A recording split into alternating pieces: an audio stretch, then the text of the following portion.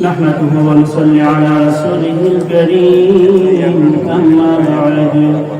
أعوذ بالله من الشيطان الرجيم بسم الله الرحمن الرحيم أطيعوا الله ورسوله إن كنتم مؤمنين صدق الله العظيم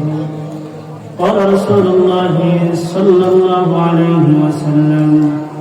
لا يؤمن أحدكم حتى أكون أحب إليه وولده والناس أجمعين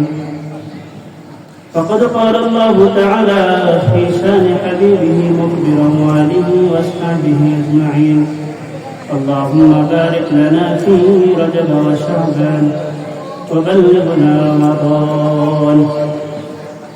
আমরা মহান আল্লাহ তাবারক ওয়া তাআলার কাছে শুকর আদায় করছি আমরা শুকর করি আলহামদুলিল্লাহ ربنا لك الحمد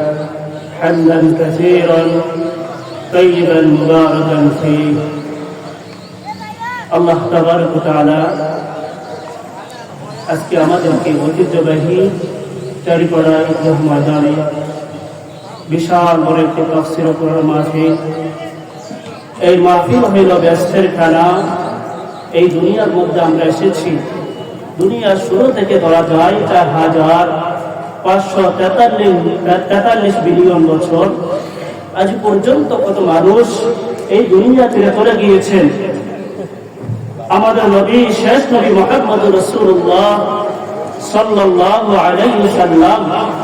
এই নবী আমরা একটা পেয়েছি যে নবীকে ভালোবাসলে কোন উম্মত যদি আমার নবীকে ভালোবাসে তাহলে সেই ব্যক্তি জান্নাত পেয়ে যায় হাদিস শরীফে আছে লা ইউমিনু আহাদুকুম হাত্তা আকুনা হাব্বা ইলাইহি ওয়া ওয়ালাদিহি ওয়ান নাস আজমাইন কোন বান্দা যদি আমার নবীর থেকে তার মা বাবাকে ভালোবাসলো তার সম্পদকে ভালোবাসলো সে ব্যক্তি মুমিন হতে পারলো না আমার একমাত্র মুমিন হতে গেলে আমার নবীকে তার জানের চেয়ে পিতামাতা চেয়ে সম্পদ চেয়ে সব থেকে আমার নবীকে ভালোবাসতেই হবে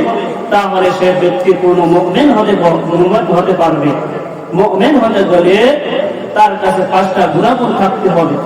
1 নম্বর গুণাগুণ হলো আমার নবীর উপর ঈমান আনতে হবে 2 নম্বর হলো আমার নবীর অনুগত্য করতে হবে 3 নম্বর হলো আমার নবী করিম সাল্লাল্লাহু আলাইহি সাল্লাম যে আমল করেছেন সেই আমলগুলোকে আঁকড়ে ধরে রাখতে হবে 4 নম্বর হলো যে নবী করিম সাল্লাল্লাহু আলাইহি সাল্লাম আমল করেছেন সবার প্রতি সম্মান দেখাতে হবে মর্যাদা দেখাতে হবে 5 নম্বর হলো কোনো কারণ ছাড়াই আমার নবীকে ভালোবাসতে হবে সুবহানাল্লাহ আমার নবীকে যারা ভালোবাসবে তারা জান্নাত যেতে পারবে আল্লাহ তাবারক ওয়া তাআলা আমাদের সবাই কবুল করেন آمين وآخر دعوانا الحمد لله رب العالمين السلام عليكم